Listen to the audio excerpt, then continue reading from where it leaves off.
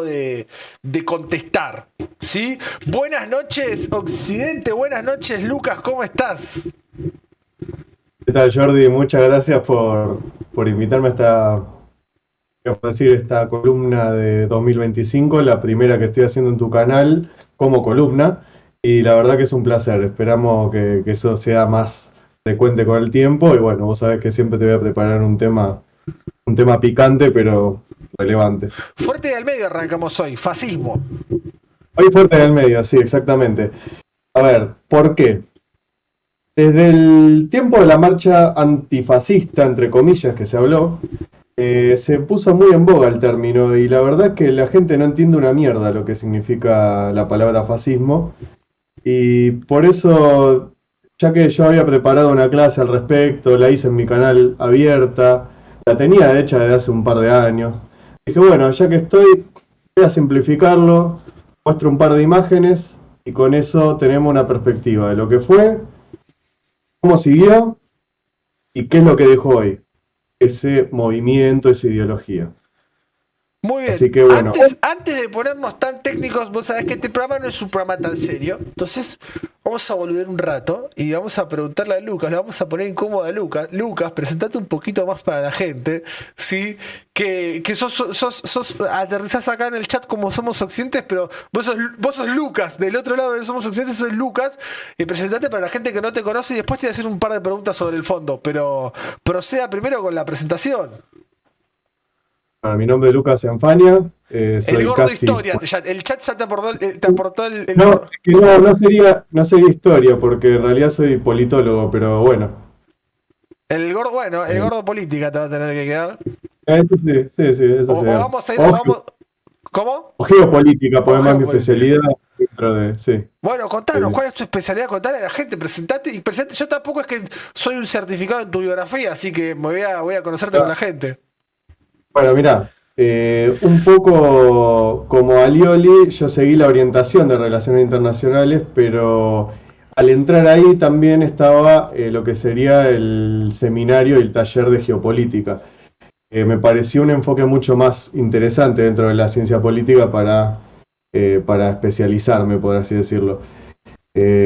Así que hace un montón que me gustan estos temas y bueno, sí, a ver, de ciencia política a mí me gusta todo, pero lo que más me atrae es el tema de la geopolítica.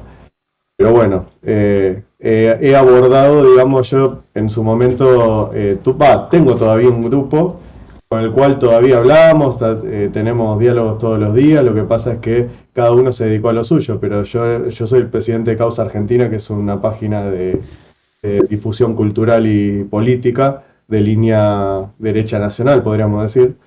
Así que un poco viene por ahí la cuestión.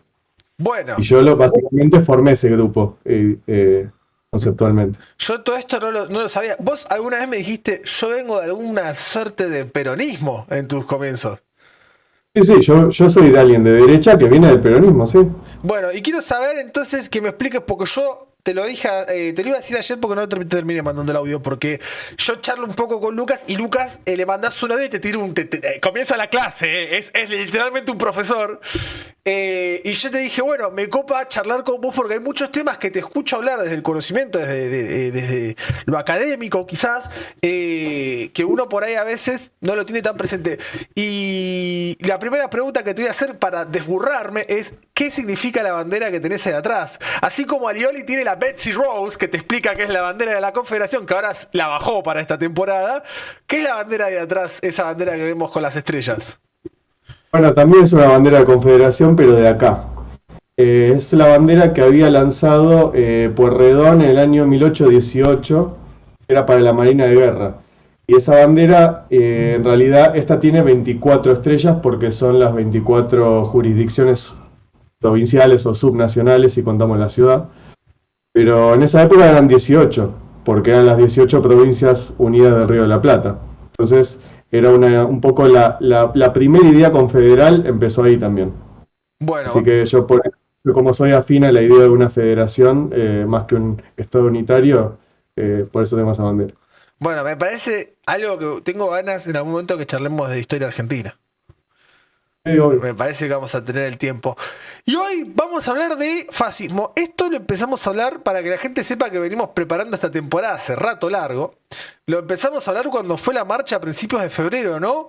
Y se usaba este término antifascismo, marcha antifascista, antirracista, pero bueno, se ponía antifascista como lema principal. Y yo me acordaba, antes de charlarlo con vos, o charlándolo con vos, mejor dicho, alguna clase que tuve de periodismo que tenía un profesor que nos decía, no digan facho, no digan facho, porque facho viene de fácil y combatimiento, que son los fascistas de verdad, y diciendo facho estás rebajando lo que realmente fue un fascista. Y siempre se me viene esa clase, creo que era Mariano Beldi, que el profesor es un periodista conocido, que me dijo eso y Sí. charlándolo, ¿cómo se me vino eso? ¿No? Como, ¿por qué? ¿Fascista? ¿Por qué antifascista? ¿Y por qué no?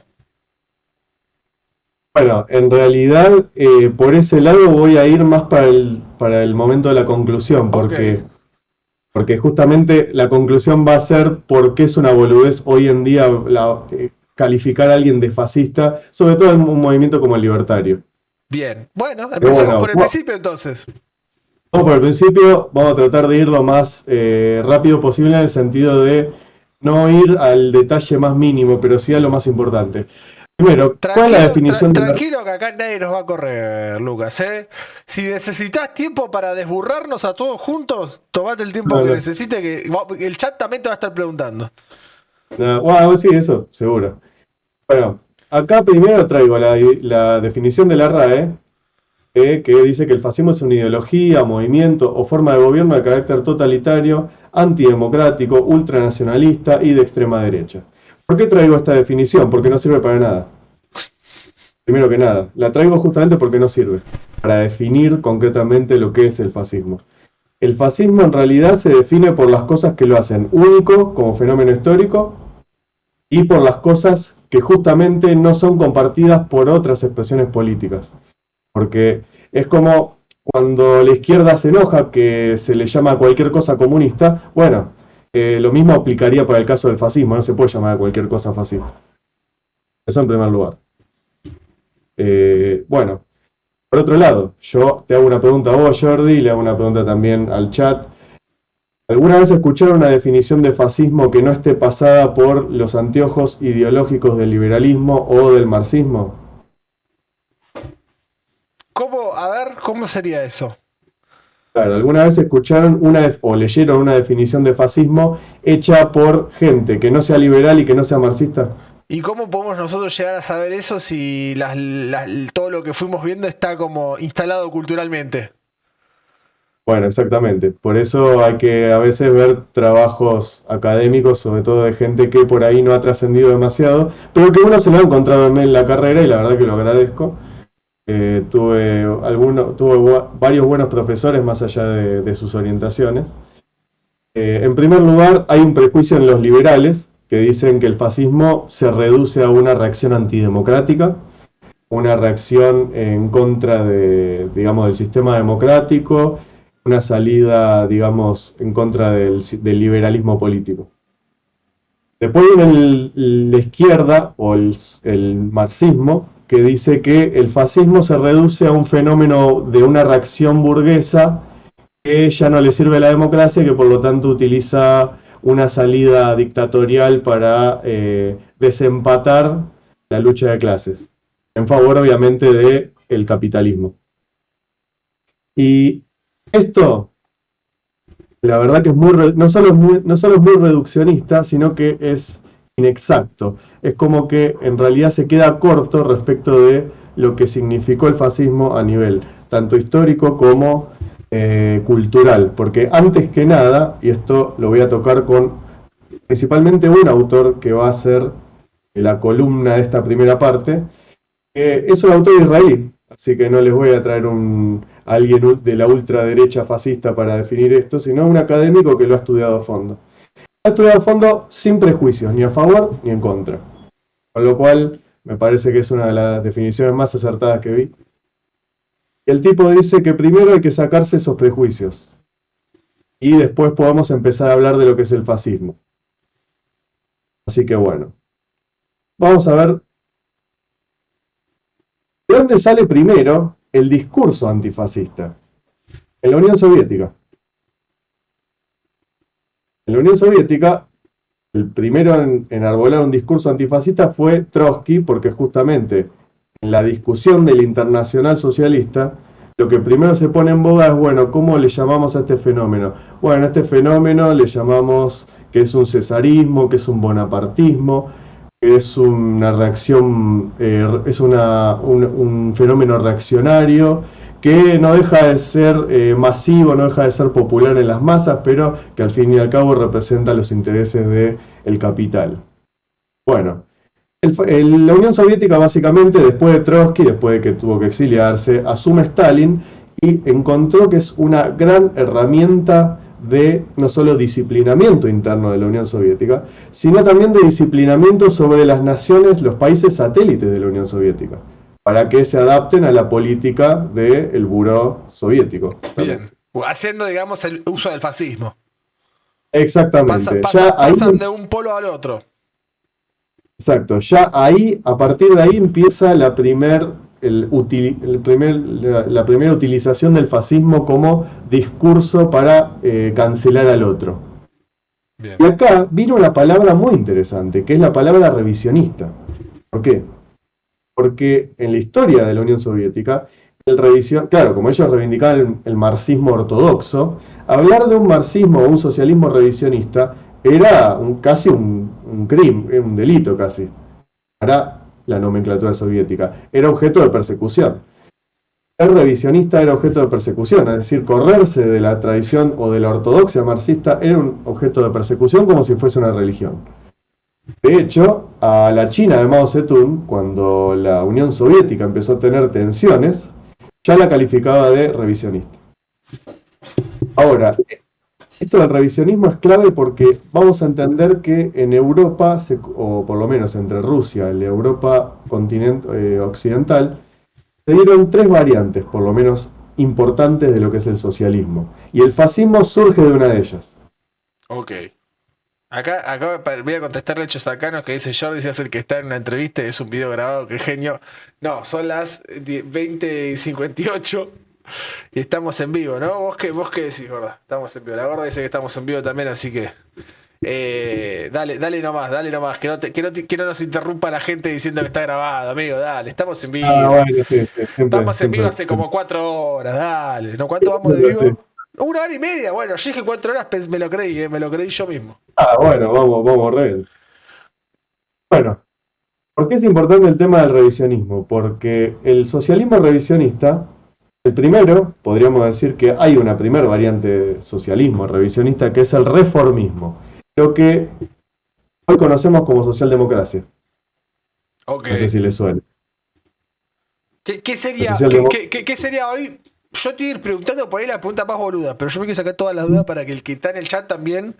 ¿Qué sería hoy, para que lo entendamos, la socialdemocracia? La socialdemocracia nace como una variante del marxismo, del socialismo marxista, pero que rechazaba la lucha de clases violenta, sino que proponía una conquista de los objetivos marxistas, la abolición de la propiedad privada de los medios de producción, de, abolición de las clases sociales a partir de las reformas dentro de un sistema democrático. Okay. Es decir, el Estado iba a ser ya no el instrumento de la clase dominante, como decía Marx, sino que el Estado iba a ser el instrumento para realizar las reformas de a poco. Okay. Eso sería la socialdemocracia. Sí. Perfecto. Volvemos entonces a ese momento. Volvemos a ese momento. Eso surge como idea principalmente en la Europa occidental. ¿Por qué? Porque empezaba a difundirse y ser cada vez más popular lo que sería la democracia liberal, es decir, los sistemas se iban democratizando, se iba socializando el sistema político, o sea, se incluían ya no solo partidos conservadores o liberales, sino también partidos obreros, partidos de origen obrero, clasistas, como el Partido Laborista Inglés, los partidos en Bélgica, bueno, en Alemania surge la socialdemocracia en la primera mitad del siglo XX. que va a ser un desastre, por supuesto, va a ser totalmente fallido, hiperinflacionario, como pasa siempre con la socialdemocracia. Pero, bueno, de hecho, un dato de color, ¿no? Muchos lo acusan, lo han acusado a Alberto Fernández de haber sido socialdemócrata, Socialdemócrata. y en parte tienen razón, Y sí. porque, y bueno. Pero bueno, en ese contexto, vamos a ver que los que fueron los precursores de lo que se llamó fascismo, no era precisamente en Italia, sino en Francia. Acá está el autor que yo les mencioné, de la Universidad Hebrea de Jerusalén, Ed Sternhell, que digamos en colaboración con otros dos académicos, hicieron este trabajo para estudiar realmente lo que es el fascismo, más allá de las ideologías que condicionaron lo que es su definición. Entonces, trató de entender lo que es más allá de esos prejuicios. Ahora bien, acá tenemos, esto es lo que estudian estos autores, por ejemplo, acá tenemos tres franceses que, digamos, con su filosofía, ayudaron a generar un primer caldo de cultivo. Porque para este autor lo principal es que el fascismo es ante todo una batalla cultural, antes que un fenómeno político. Ok. Y antes de lograr ser un fenómeno en Italia, como pasó con Mussolini, no hubiera sido posible sin que en Europa se haya librado una especie de batalla cultural. Pero una batalla cultural muy distinta de la que hoy se está hablando, por ejemplo, con la nueva derecha. Bien. No es la batalla cultural del Cabo. No, no, no, ni en pedo, ni en pedo. Vamos a ver, es más, diría que son ideologías bastante distintas. Por ejemplo, Proudhon, el que está a la izquierda de todo, el barbudo de pelo más largo con anteojos, Proudhon era anarcosindicalista. Y fue uno de los primeros. ¿Por qué es importante? Porque el fascismo, ante todo, ¿qué es lo que toma del marxismo? Toma del marxismo el intento de criticar a la burguesía. Pero la crítica no va desde el sistema económico. Empieza a ir ya desde la cultura, desde lo que espiritualmente deja la burguesía. Ahí se mete mucho más a fondo todavía Sorel, que es el del medio, George Sorel, que es el que inaugura una nueva corriente, que se llama sindicalismo revolucionario. Sorel creía que la lucha de clases se iba a dar por el sindicalismo y no por un partido obrero, un partido de clases liberal. Es más, pero él creía que el problema del socialismo era que había claudicado en su lucha y que se había aburguesado, que había entrado en el sistema democrático, que por lo tanto había perdido ante la burguesía. Entonces, Sorel reivindicaba toda una mística belicista, ¿no? Guerrera, toma mucho a Nietzsche, mucho el vitalismo, diciendo que Europa perdió la virilidad con esta cultura burguesa afeminada. Ahí vamos viendo un poco lo que es el caldo de cultivo típicamente fascista, ¿no? El culto por la violencia. De hecho, él tiene su famoso libro de reflexiones sobre la violencia, muy bueno para leer, es un buen material para entender cómo se pensaba en esta época. Y al lado tenemos a otro, que era de otro ámbito, podríamos decir de la derecha monárquica de Francia, que era Charles Maurras, politólogo. Bien. Maurras tenía muchas cosas en común con Sorel, porque el tipo era un tipo que reivindicaba la monarquía, pero al mismo tiempo no reivindicaba la última dinastía que hubo en Francia, que fue para él totalmente decadente. Es como que para él la Revolución Francesa era inevitable que pasara con esa monarquía. Entonces, Maurras lo que quería era restaurar el sistema monárquico, que encima, esto es interesante, en Francia, antes de la Revolución Francesa, no solamente era una monarquía, sino que era una confederación. Ok. Con lo cual, el Estado era un poquito más descentralizado que lo que fue con la República. Y él reivindicaba un tipo de monarca que sea más bien popular. No era populista, pero sí que el monarca tenía que tener un fuerte apoyo por parte del pueblo para él. Entonces, vemos que ideas que pueden venir del socialismo e incluso de la derecha van comulgando en algo que es la lucha contra el enemigo, que es la democracia liberal, la burguesía, sobre todo el espíritu de la burguesía, que era un espíritu de rendición, un espíritu de pasividad, un espíritu de rendirse ante la vida, de justamente que termina matando espiritualmente a la nación. Y precisamente lo que empieza a hablar toda esta gente es de revitalizar a la nación. ¿Cómo? Bueno, ustedes no sé si conocen que el marxismo se dedicó muchas veces a hablar de que hay un sujeto revolucionario que era la clase obrera. No sé si lo conocías eso. Sí, sí, pero hasta ahí. Yo voy a tratar de... Todo hasta ahí.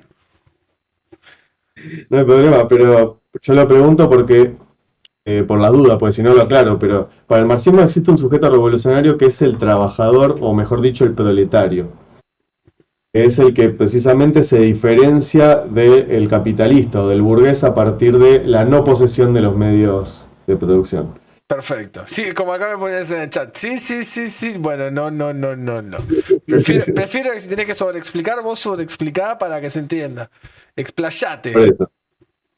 Bueno, como veían que las ideas socialistas en Europa avanzaban solo desde lo, digamos, del reformismo, desde la socialdemocracia, veían que el trabajo, o el proletario, el obrero de fábrica, el típico obrero de fábrica, había dejado de ser revolucionario, o en gran parte dejó de ser revolucionario, para aceptar la democracia, aceptar el sistema capitalista y que se podía reformar sobre ese sistema. Ok. Y lo que encontraron los europeos, sobre todo de la posguerra, de la primera posguerra, de la Primera Guerra Mundial, es que hay un nuevo sujeto revolucionario que no quiere el statu quo de la época. Era ya no el trabajador de la fábrica necesariamente, sino cualquier tipo de trabajador que patrióticamente se enlistó y fue a combatir, es decir, al veterano de guerra. Entonces, ¿bien? Sí, perdón. Vos seguí. No pasa nada. Entonces encontraron en el veterano de guerra un nuevo sujeto revolucionario.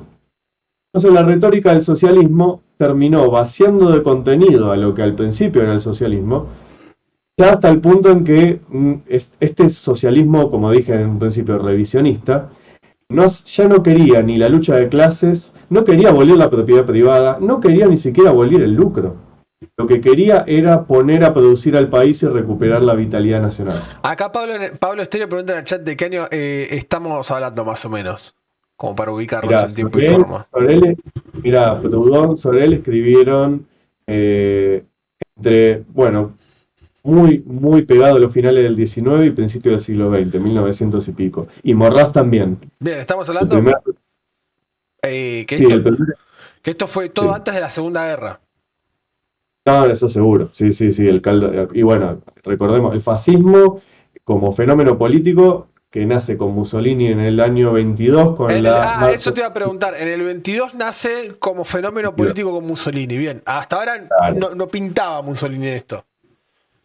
No, pero Mussolini es un ejemplo más de esto que estoy comentando. Cómo el pensamiento socialista mutó a partir de la guerra, Ahí va, en perfecto. muchos casos. Entonces, Mussolini, que estaba adherido al Internacional Socialista, empieza a generar una fractura que dice, no, internacional no, nacional. Bien. Bueno, Ahí nos vamos entendiendo mejor. ahí lo vamos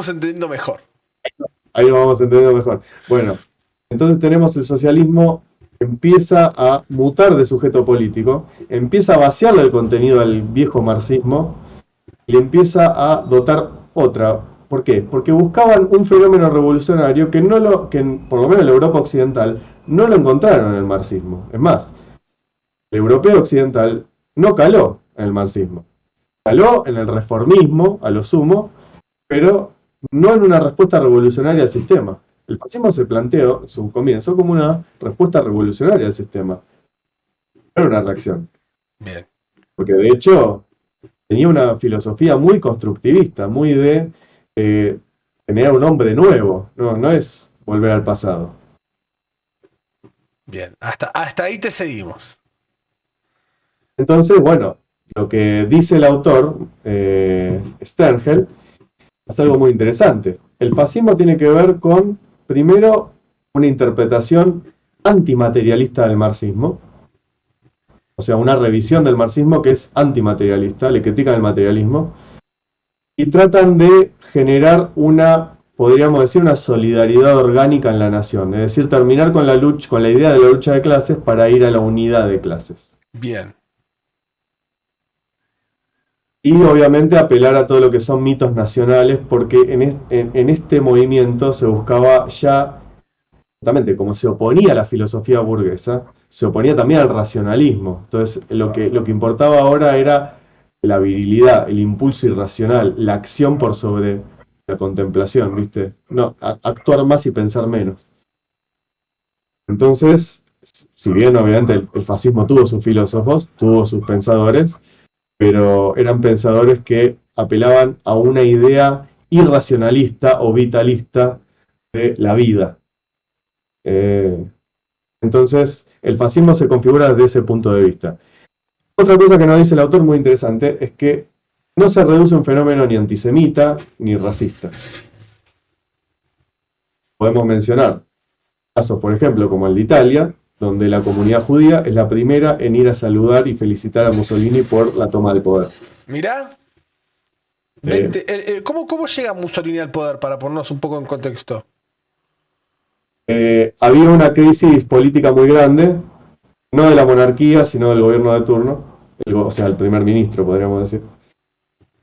Hay huelgas en las calles, hay mucho caos, y el FASI de combatimiento, ya estaba formado, surgió como una respuesta para tratar de que no se fracture el país, es decir, por lo menos lo que...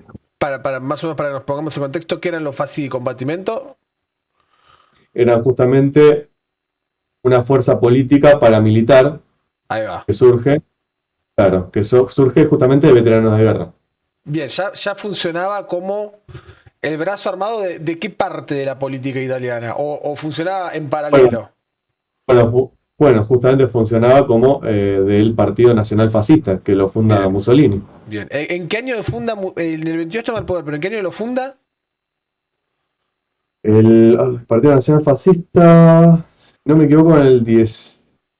No, o sea, en el 19-20 lo funda. Bien. Ahí nomás. Bien. Ahí nomás, no tardó mucho entre la fundación del partido y después la toma del poder con la marcha sobre Roma. Bien. Pero bueno, como dato curioso, la comunidad judía de Italia lo fue a felicitar. ¿Por qué?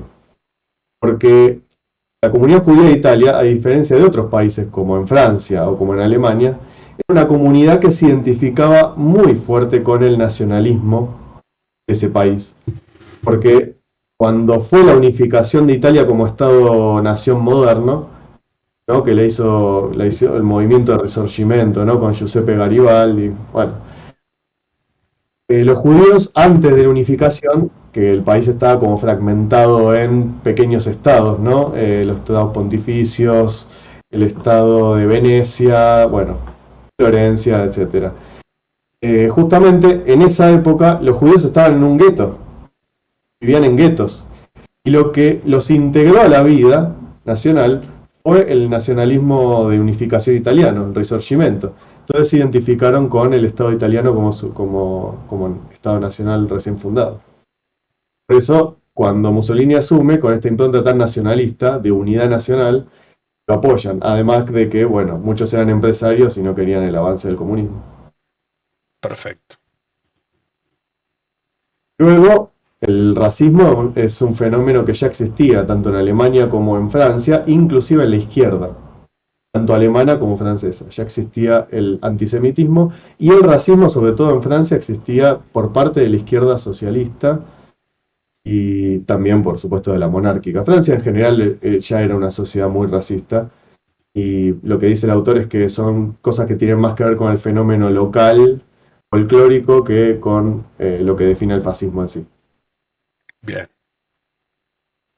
Vamos a pasar un poco. Dale. Toda polémica. Voy a preguntar, ¿alguien en el chat tiene una pregunta? Porque habían hecho un par, pero se me fueron. Dice Toletum, que siempre tiene una pincelada para aportar, dice: somos occidentes, tenés pinta de politólogo, le pegaste con la carrera. Sí, soy más. Y no tengo, a ver, no tengo ninguna pregunta acá, mano, pero bueno. Seguimos, si te parece, si surge alguna, la contestamos. Vale, sí, sí. Bueno, la correlación peronista, ¿por qué? ¿Por qué es necesario esto? Porque siempre surge en el debate esa cuestión de que no, Perón era Sí, sí, sí, ultrafascista por... eso estaba hablando Chemate en el chat, mira. Bueno, no. Para ir bien a lo concreto, el peronismo puede haber tomado retóricas, puede haber tomado estilos, acá lo vemos, ¿no? Del lado izquierdo están algunas de las obras de Marinetti, del futurismo italiano, que era muy afín, fue una pata del fascismo en el futurismo italiano como movimiento artístico, ¿no? Y vemos esa cuestión del avión, la unidad nacional, la industria, todo eso que florece en la nueva Italia, la Italia del hombre nuevo fascista. Bueno, del otro lado también tenés una impronta muy parecida por parte del peronismo, pero hay diferencias sustanciales del peronismo con respecto al fascismo. En primer lugar, el peronismo no es un fenómeno revolucionario. Es más un fenómeno, si se quiere, de construcción, de construcción y de consolidación del Estado Nacional, pero no es revolucionario. El fascismo sí nace como un fenómeno revolucionario, y sobre todo en Alemania. En Alemania, de hecho, llega al punto de terminar casi de cuajo con el ejército regular e instala el ejército paralelo de las SS. Antes de por ahí un poquito antes en el tiempo, cómo termina dándose la expansión de la... ¿Cómo llega el fascismo, por ejemplo, a la cabeza de Hitler? O sea, ¿Hitler lo ve a Mussolini y dice es por acá? ¿O son procesos que se van dando en simultáneo y cada uno después se encuentra en el poder y termina armando la alianza? Lo hablo desde el desconocimiento, te pregunto. No, no, un poco sí, lo vio de Mussolini, por supuesto, era su admiración, pero además de eso, es un poco también lo que venía comentando, ¿no? Fenómeno de trincheras. Él Bien. también participó. Hay un apodo que se le usa para justamente no nombrarlo y que no te baneen. Está el pintor austríaco o, como dice un conocido, el cabo bohemio. Ok, tampoco podemos decir el Duce. No, Tampoco. no, me refiero al de bigote. Ah, listo, listo, listo, listo. Pensé que era. Listo, está bien. El de bigote. Ah, Apodo, el tío Adolfo le dicen en sí, el cabo bohemio el porque cabo de miedo. ¿Por qué? le ¿Por gustaba qué? el arte. Ah, por el arte.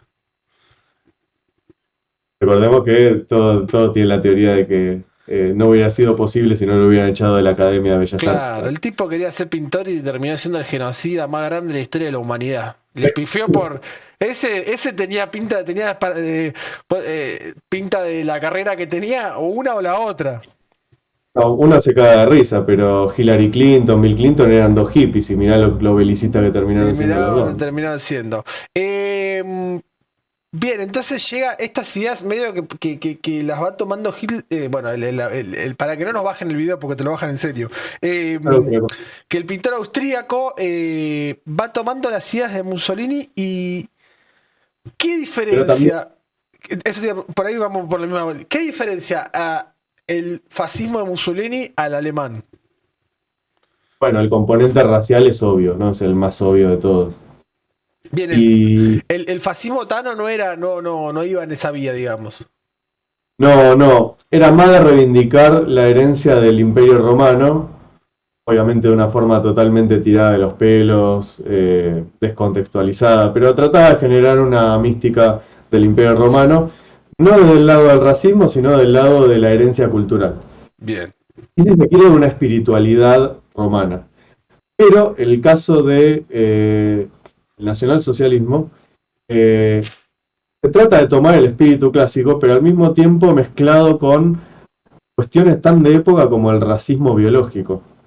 El racismo biológico que te medía el cráneo directamente, o sea, ok. eh, y todo eso, tanto el racismo biológico como el antisemitismo, que también era un componente racista, para ellos el judío no era judío solo por religión, sino porque pertenecía a una raza distinta, una raza que contaminaba la propia para ellos. Bien. Entonces, eh, Todo eso viene alimentado también por prejuicio, no por prejuicio, sino por, vamos a decir, operaciones, eh, órdenes secretas, servicios de inteligencia, bueno, no servicios de inteligencia, órdenes secretas de esa época, como la Thule Gesellschaft, la Brill, y otras que fueron moldeando también y jugando a la política desde la sombra para que pasara todo eso.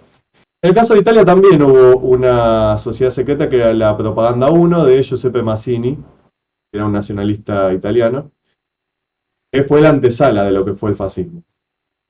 Y bueno, estas cosas siempre se juegan con operaciones secretas detrás, ¿no? Porque obviamente acá hay intereses financieros, hay intereses económicos, que se pelean con otros intereses, por eso combaten a unos y permiten a otros. Bueno, ahora, volvamos al tema que estábamos diciendo con la relación con el peronismo. El fascismo como fenómeno, tanto de Italia como en Alemania, sí vamos a encontrar que es un fenómeno de partido único que termina fagocitando al Estado. Es decir, el Estado se convierte en el partido. Como pasaba también en los fenómenos comunistas. ¿Qué pasa? ¿Cómo se derrocó el fascismo? Se ganó la guerra, se tomó el Estado, se hizo la campaña de desnazificación o desfascistización, entre comillas, y el fascismo como fenómeno político a nivel orgánico no estaba. Ahora, vos al peronismo le hiciste un golpe de Estado, le hiciste un bombardeo con aviones. ¿Se terminó el peronismo con eso? No. Exacto. 2025 y siguen acá, seguimos acá, muchachos. Exactamente. Porque justamente Perón incluso lo aclara en la comunidad, en el libro de la comunidad organizada. La organización vence al tiempo, no sé si lo dice ahí, pero... En parte sí, pero hay algo más que tiene que ver con esto, que él identificaba el fenómeno del estatismo como un problema. ¿Cómo es eso? A ver. Claro. Él veía que las experiencias europeas habían fracasado porque eran estatistas. Por eso Perón habla de organizaciones libres del pueblo, no del Estado, sino de organizaciones libres del pueblo. Los sindicatos son una, las empresas son otra, las cooperativas, La sociedad de los fomento, gremios, los clubes, los gremios, exacto, los aumento de vecinos organizados. los vecinos, exactamente. Y vos ves el peso del Estado sobre la economía de esa época, no llegaba a un 22,5%, el pico fue 22,5%. Bien. Recordemos que el objetivo de Milei hoy en día es llevarlo a un 25%, imagínate a dónde nos dejaron. Ah, bueno, esa era la pregunta, ¿dónde estábamos? ¿Dónde estábamos Bueno, ahora? es decir, el peronismo se basó principalmente en esas organizaciones. Por eso, a pesar de perder el Estado, no se perdió como fenómeno político. Bien. Y justamente, no es un detalle menor, porque es lo que hace que el peronismo sea un fenómeno orgánico, que es lo que no logró el fascismo. El fascismo quiso ser orgánico y terminó siendo el capataz que te caga palos, que te agarra el macanazo, te agarra macanazo, digamos. Bien. Que es un poco la crítica que le hacen algunos escritores tradicionalistas. Bueno, pasamos un poco. ¿Qué dejó el fascismo después de la Segunda Guerra? Algunos identifican a Franco, tenemos ahí a Francisco Franco de España, y a Antonio Oliveira de Salazar en Portugal, que era el fascismo que quedó en Europa. Y yo voy a decir que si bien tuvieron relación con fenómenos fascistas, Franco por supuesto tuvo la falange española en su país, que fue parte de lo que sería el bando de los nacionales en la guerra civil. Yo no caracterizaría al franquismo, por ejemplo, o al salazarismo en Portugal como un fenómeno fascista. ¿Por qué no? Porque no tiene las características ni de formación ni de resultados que el fascismo histórico. Han sido fenómenos corporativos, como fue la aplicación de la economía fascista. Pero, a diferencia, fueron mucho más afines al capitalismo y, si se quiere, ¿qué pasa? En todos los fascismos que hubo durante la entreguerra, hubo bandos de izquierda y bandos de derecha. pero estaban integrados. A partir de que termina la Segunda Guerra, la gente que simpatizaba con alguno de esos bandos terminó dividiéndose y formando movimientos nuevos, expresiones políticas nuevas, pero bueno, terminaban, viste, como un poco como el Partido Obrero, viste, en ese 2-3%. La cosa es la siguiente. Es increíble cómo la izquierda, de lo que fue la idea del fascismo, terminó calando mucho más hondo y siendo mucho más doctrinaria y dogmática que la derecha. La derecha terminó siendo más pragmática.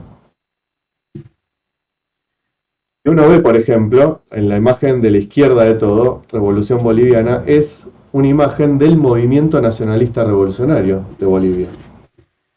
Es un movimiento que era filonazi, directamente. Y uno dice, ¿cómo? Sí, eran filonazis. Eran germanófilos. Pero tenían ideas de izquierda. Sí, sí, pero tenían ideas de izquierda.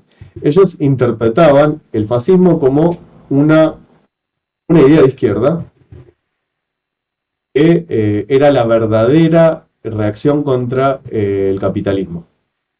Bien. El primer movimiento indigenista en Bolivia fue ese. Ok. Luego tenemos otras influencias en un movimiento como el de Jorge Eliezer Gaitán en Colombia. Era un tipo que era del Partido Liberal, que era un partido que trataba de reivindicar mayores derechos sociales. No olvidemos que los derechos sociales nacen en la Carta del Laboro de Mussolini. Eso no hay que negarlo. Bueno, Gaitán se llenó de toda la impronta, por lo menos discursiva, del fascismo en contra de las clases dominantes. Acá nace el discurso típicamente populista, podríamos decir latinoamericano, empieza a tomar fuerza ahí. En ideas que vienen del fascismo, pero que después son adaptadas para un contexto más de izquierda, por lo menos discursivamente. Después, en aplicaciones vemos otra cosa. Pero los casos de Bolivia y Colombia yo diría que sí, lo son. En cambio, los fenómenos de Franco y de Salazar diría que son más un desarrollismo de derecha, ¿no? Un capitalismo corporativo, como el de Corea del Sur, si se quiere, nacionalista, con presencia del Estado, pero al mismo tiempo inversiones privadas, fuerte crecimiento de la economía privada, de la exportación, bueno. Una serie de cosas que tenía que ver con un contexto de reconstruir el país después de la guerra, sobre todo España después de la guerra civil. Bien. Te voy a hacer una pregunta en el medio que Toletum ya la hizo varias veces y la tengo que hacer. Jordi, preguntale si el comunitarismo de McIntyre es para el facho o para un nuevo concepto de nacionalismo. El comunitarismo de McIntyre está más relacionado, como el de Taylor, por ejemplo, ¿no? El de Charles Taylor, estaría más relacionado, diría yo, con el peronismo inclusive, que con el fascismo. Okay. Porque justamente van a esta idea del Estado como subsidiario, es decir, lo que se puede resolver en comunidad se resuelve en comunidad. Pero justamente, comunidad no es individuos aislados, es comunidad. Bien. Resaltar valores comunitarios, valores de la identidad de la comunidad, hablar primero de deberes antes que de derechos. Básicamente, es la base del pensamiento conservador clásico, que en esta época se llama comunitarista porque es el nombre que le dieron al nuevo conservadurismo, si se quiere. Pero es un pensamiento que tiene al Estado como subsidiario, es decir, lo que no puede resolver la comunidad, ahí entra el Estado. Pero si no... Bueno, la respuesta a tu respuesta es: tomá, qué bien que me cae este muchacho, así que ya te lo ganaste a Toletum, que no es poco.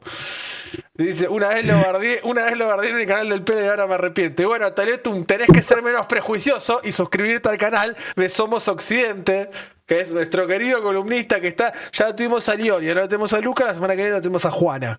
Miren, esta temporada 2025, Toletum, te la dedicamos a vos, papá. Es toda para Toletum. Te sigo. No, está bien.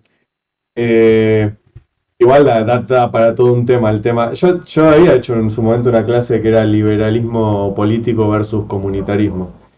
Si algún día, si lo pide la gente, yo la puedo, La la puedo gente, reflotar. la gente podría sugerir temas también, ya que tienen el chat ahí, sugerir temas que les gusten, que les interesen piolas para charlar, que La vamos a columna. tener al... Ay, no, hace un rato lo tiró Chemate, no es el gordo de geopolítica, es geopolíticamente gordo. ¿Eh? Esa es otra posibilidad.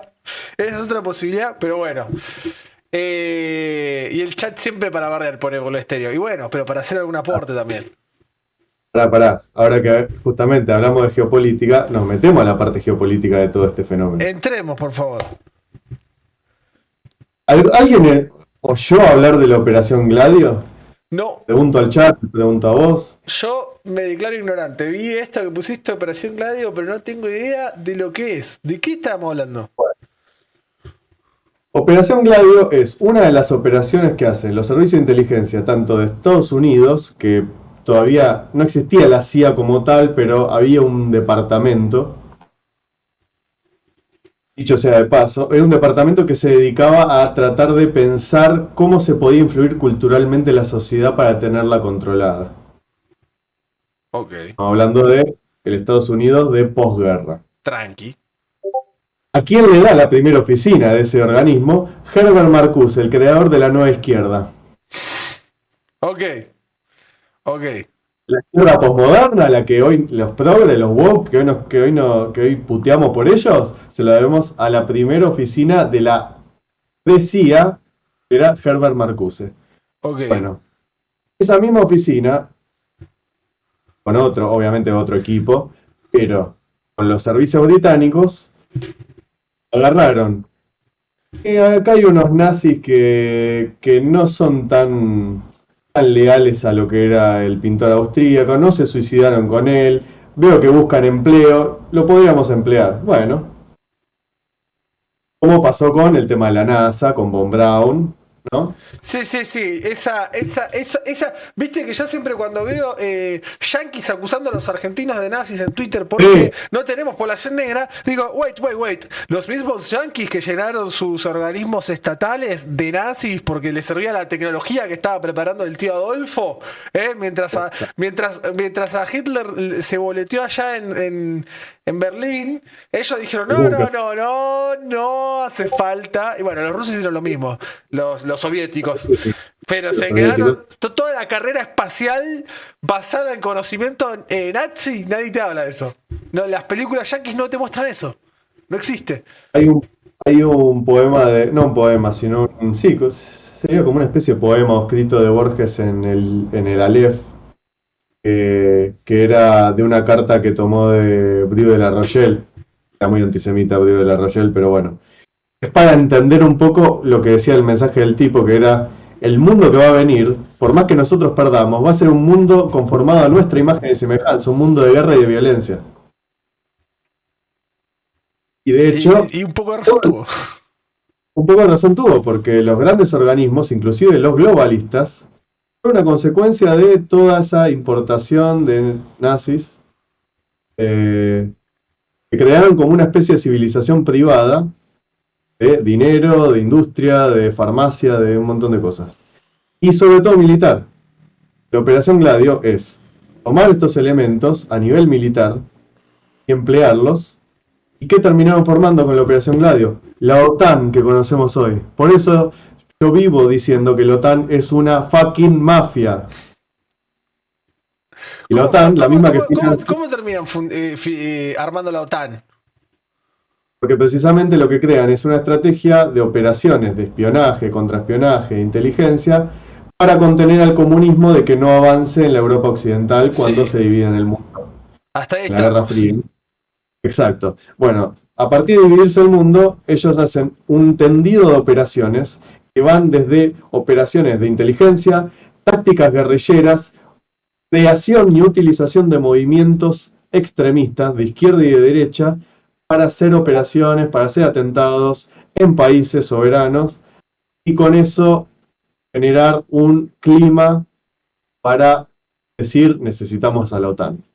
Ok. Y Fue, así la OTAN se va expandiendo. bien, bien, te voy Pero es una siguiendo. expansión de un entramado político-militar que nace de poder privado, es decir, que coopta a los estados. Ahí tenemos un primer antecedente, si se quiere, de el Consejo de Seguridad de la ONU, o es, podríamos decir, un organismo paramilitar del Consejo de Seguridad de la ONU.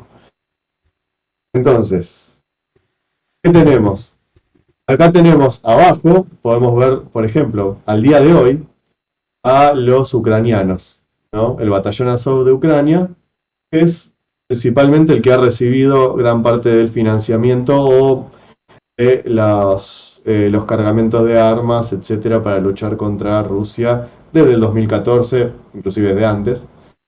Pero la Operación Gladio solamente hubo un par de declaraciones de lo que fue a nivel público en el 90 por parte de ciertas ex autoridades de la CIA y del MI6. Pero no se desclasificó nunca. O sea que está operativo. Ok. Nada más que hoy en día ya no es la Europa occidental, que ya está destruida, cooptada por el globalismo, sino ya más bien en la Europa del Este, donde todavía hay reacciones patrióticas. Ok. ¿A quién tenemos en el viejo que está ahí arriba? ¿Alguno lo conoce? ¿Sabe quién es? ¿Llega a adivinar quién es? No lo llevo a ver. ¿Quién es? ¿Quién es? ¿Lo Es veo? algo que, es algo que tiene que ver también con Argentina, porque se armó una polémica en los 70 con esto. ¿Quién es? ¿Quién es el señor que estamos viendo? Licio Gelli, el masón fundador de la propaganda DUE, la logia masónica, que la cual formaba parte Emilio Macera, el general Emilio Macera, Sí, sí, más sí, sí. contraalmirante, y el juez César Urien, que hoy es amigo de los mapuches, César Urien. Ah, no lo conozco tampoco. A ese no lo conozco. La PDUE era una organización masónica y católica vinculada a la CIA y al Vaticano. Ok. Que, No estamos hablando de organizaciones simples. no, La CIA nos va a bajar el vivo por Echemate. y el Vaticano, que es el mejor servicio de inteligencia del mundo, uno de los mejores. Ah, bueno, ¿Qué más? ese es. Puede ser. Es más, Chemate, ya que ahora puedes armar encuestas como Ragnar. Anda armándote tópico 1, el nacimiento de la OTAN. Tópico 2, el Vaticano, el servicio de inteligencia más grande del mundo. ¿Sí? Y ahora tiramos la encuesta para la próxima, Chemate. Bueno, hubo un escándalo precisamente en Argentina porque se había dicho que Perón había sido iniciado en esta logia. Ok. Quien sí estuvo en esa logia fue López Rega. Es. Ese sí, No se la iba a ese sí. perder. No se la iba a No, perder. no. Pero por eso había declaraciones de Perón diciendo, sí, sí, es un infiltrado de la CIA, pero se para bien el desayuno. ¿Por qué lo decía? Porque, a ver, Perón sabía que si lo tenía ahí y se lo sacaba de encima, probablemente o le enviaban otro que no iba a conocer, o le enviaban otro a boletearlo. Así que la verdad que era muy difícil en esa época tratar de jugar políticamente sin tener a estos muñecos en el medio, porque también tenías la amenaza de la guerrilla. Le voy La a, amenaza de la guerrilla era parte de la operación, pero bueno. le voy a pedir a Chemate que agarre como tercera opción Perón y López Rega. Ese también es otra puerta que me interesa abrir. Sí, sí, son temas muy polémicos.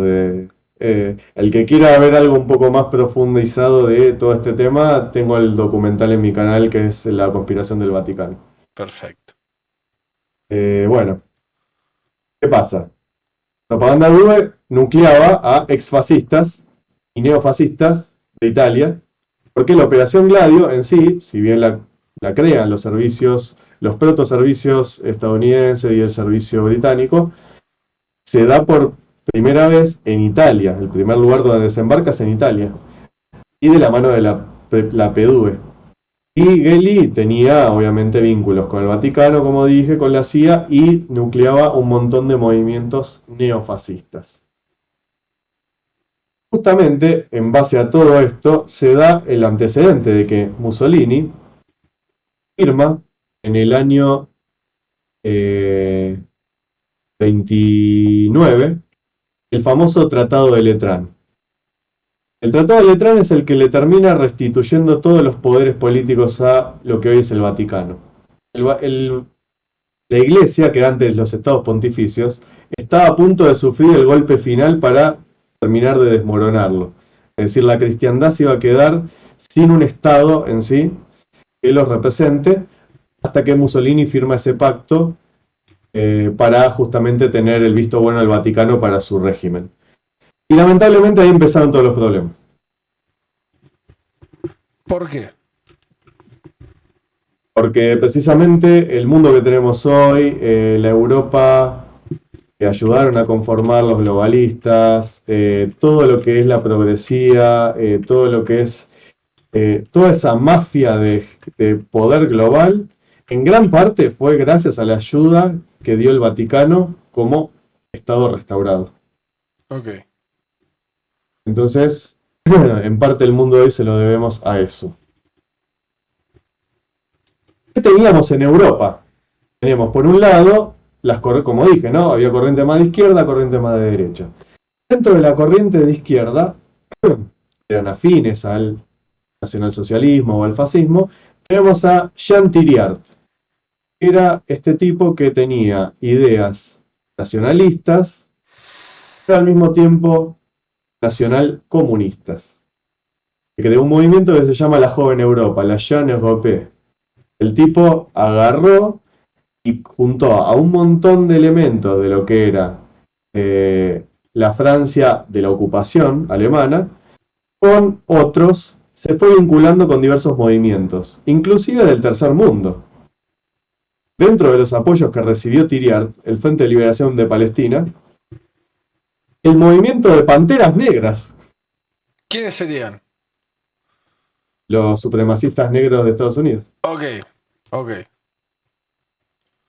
Recibió, y el Frente de Liberación de Argelia también lo apoyó. Ok. Bien, candidatos bien variados. Estamos hablando de que este neofascismo o nacional bolchevismo, por eso puse Nasbol, ya existía antes en los 20, pero se reflotó muy fuerte en la Europa occidental después de la guerra. Ok. Por estos movimientos. Y consiguió mucho apoyo de movimientos del tercer mundo, como los que te mostré de Bolivia, de Colombia, y que de hecho todavía existen.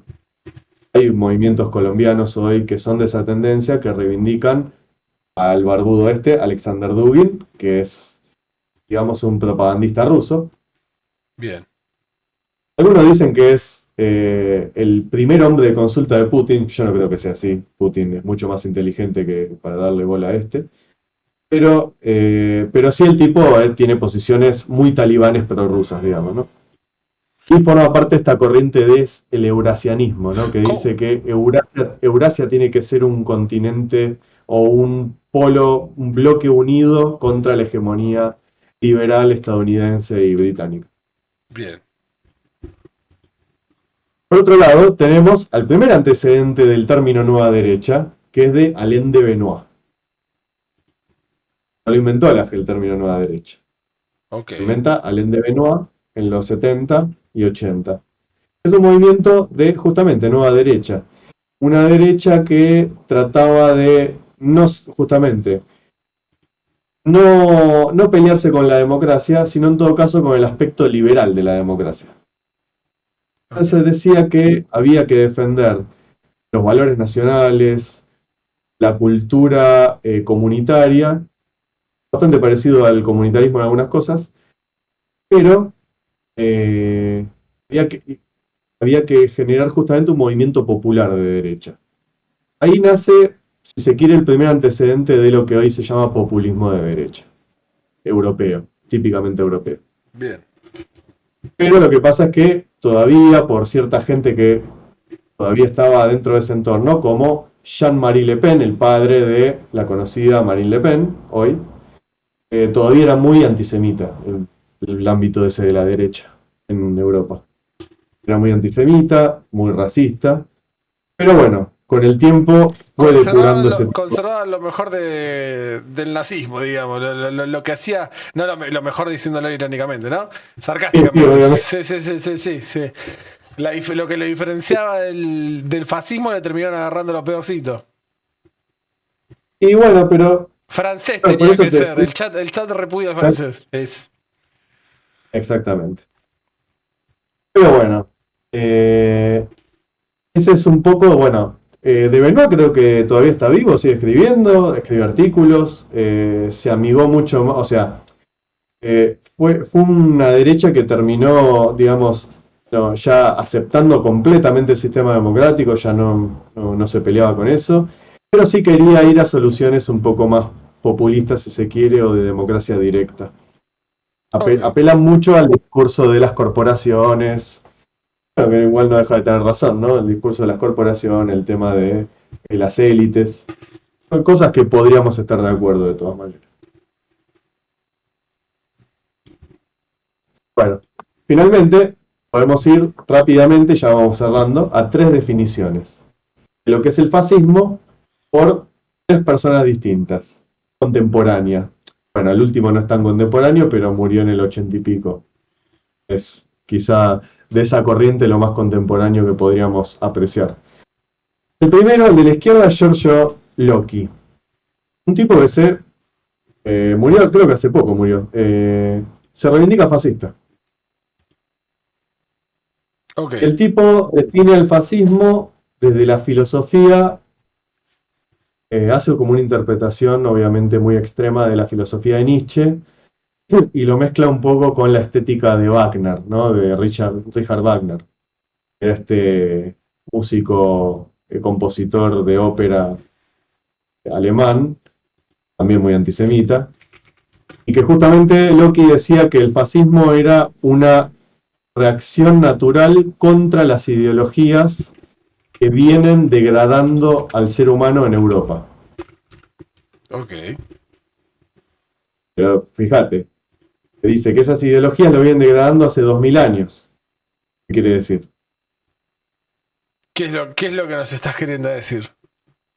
Claro, él toma justamente las raíces paganas del fascismo, Ok. de cristiana. Ok. Justamente por eso habla de 2000 años de una religión que nos condena al servilismo, a la esclavitud, que, ¿cómo se llama? Que nos creó estas utopías que nos han deformado, como el marxismo y el liberalismo. Eso es un poco lo que postula Locke. Luego tenemos una definición de Laje, lo que es el fascismo. Esta definición yo la tomé de una entrevista que le hace Nicolás Márquez en el contexto que estaba presentando ese libro, ese famoso libro que es La Batalla Cultural. Lo estaba presentando ahí en el streaming, ¿no? Y Márquez le dice, mira, acá en el público me preguntan por este tema y yo sé que en este ámbito no se habla mucho por miedo a que nos terminen etiquetando, etcétera. Y dice Laje, no, yo no le voy a huir a la pregunta. Dice Laje que para él el fascismo es un socialismo, pero de derecha, que se basa en una idea corporativa de sociedad, que no niega el capitalismo, o sea, no niega el sistema de producción capitalista, en el sentido de la producción, ¿no? Y el consumo, no niega el mercado ni la propiedad privada, pero que tiene un componente que no es conservador, sino que es más bien, como había dicho antes, constructivista, ¿no? Que es una filosofía nueva que trata de moldear al hombre de cero. Para Laje, De crear... para Laje, ¿quién serían? Como para, ¿no? Ver de un lado que tenés la marcha antifascista y del otro lado. Para Laje, ¿quién serían los fascistas hoy en día? ¿O él no ve el Y fascismo de hoy en día? para él el fascismo estaría hoy en día más cerca de expresiones de izquierda, pero igual él mismo dice en la entrevista, para mí es un fenómeno irrepetible, y en eso estoy de acuerdo. Ok. Para mí como fenómeno es irrepetible porque las características que tiene son tan propias, tan únicas como fenómeno que yo no lo veo factible que vuelva a pasar. Si Ok. no tendríamos para mí que hablar de otra cosa ¿Qué, directamente. qué, si nosotros tenemos que ponernos a hacer como un checklist, ¿no? De cosas que hacen a un movimiento fascista. Tenemos así como una lista de 5 cosas, cinco cosas que, o 10 cosas que es fascismo, ¿me entendés? Porque creo que lo que nos pasa hoy un poco es la confusión de elementos fascistas dentro de movimientos políticos modernos con esto es directamente fascismo, ¿no? Sí. Y por eso se le En termina primer llamando lugar, fascismo a cualquier cosa. bueno, en primer lugar, eh, la apelación constante a la violencia, sobre todo a la violencia política. Eh, Pensar que, justamente, si hablamos de, ¿es fascista este gobierno?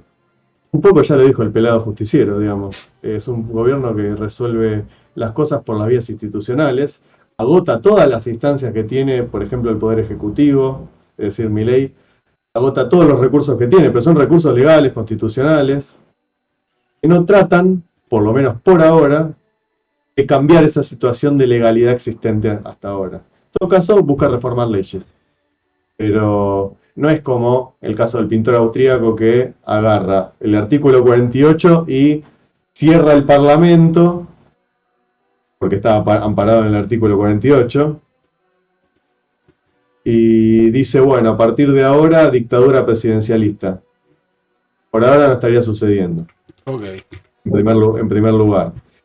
El fascismo también apela a una cuestión de que el Estado es muy importante para el fascista.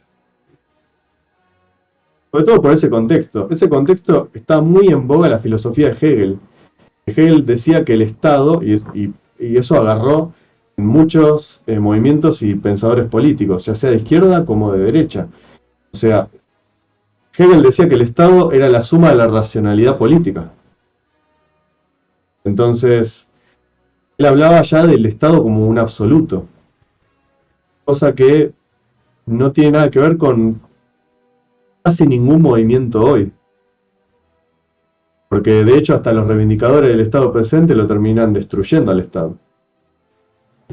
Ok. Bueno, finalmente acá tenemos al tercer pensador que opinó sobre el fascismo, que es Julius Evola, filósofo, artista, esoterista italiano, es una corriente tradicionalista, de derecha. Es alguien que corrió al fascismo por derecha. Pero interesante, lo ha criticado, por ejemplo, en su excesiva demagogia pública, exaltación de las masas, ha criticado el elemento justamente estatista del fascismo, ha criticado también el sistema de partido único del fascismo, de totalitarismo, porque Ébola apela a un modelo tradicional, es decir, un modelo de menos burocracia, un modelo, si se quiere, pre-revolucionario, pre-revolución francesa. De hecho, tenía esa famosa frase, que a mí me encanta, que dice, mis valores se resumen en aquellos que antes de la Revolución Francesa cualquier hombre normal consideraba buenos. Ok. O sea, él identifica la revolución moderna como un avance de la centralidad del Estado, del acaparamiento de poder, de estructuras burocráticas cada vez más complejas y cada vez más invisibles. Y en este contexto, Ébola también criticó lo que fue el Tratado de Letrán de Mussolini, que restauró el Vaticano, y criticaba precisamente esa guerra oculta que estaban haciendo la CIA con la Operación Gladio. Todo eso era también parte de lo que él hablaba de guerra oculta. Y cómo el movimiento, por ejemplo, de la contracultura era parte de esa operación, y cómo estaban destruyendo la cultura europea, no desde un punto de vista moralista conservador, porque uno podría decir, ah, bueno, pero entonces era un tipo que se oponía, no sé, al consumo de drogas o a la sexualidad libre porque era un tipo moralista. No, al contrario, decía, yo no me opongo a eso, de hecho puedo llegar a practicar cualquiera de esas cosas, pero la verdad es que la juventud europea no está precisamente educada para consumir todo eso responsablemente, Claro. porque están siendo usados por una operación de PSYOP, digamos. Ok. Eso es interesante por parte de un autor de derecha. Luego, ¿qué tenemos?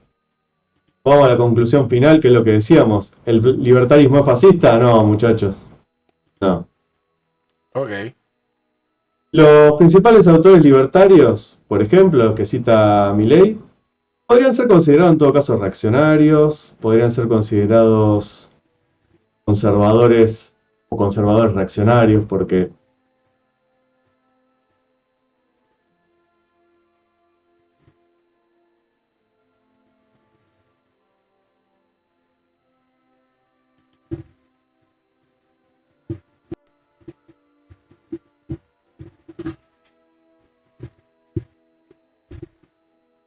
el movimiento libertario es completamente contrario a la idea de Estado, es mucho más cercano a que las autoridades sean naturales, que surjan de la comunidad, las autoridades, y reivindican las jerarquías.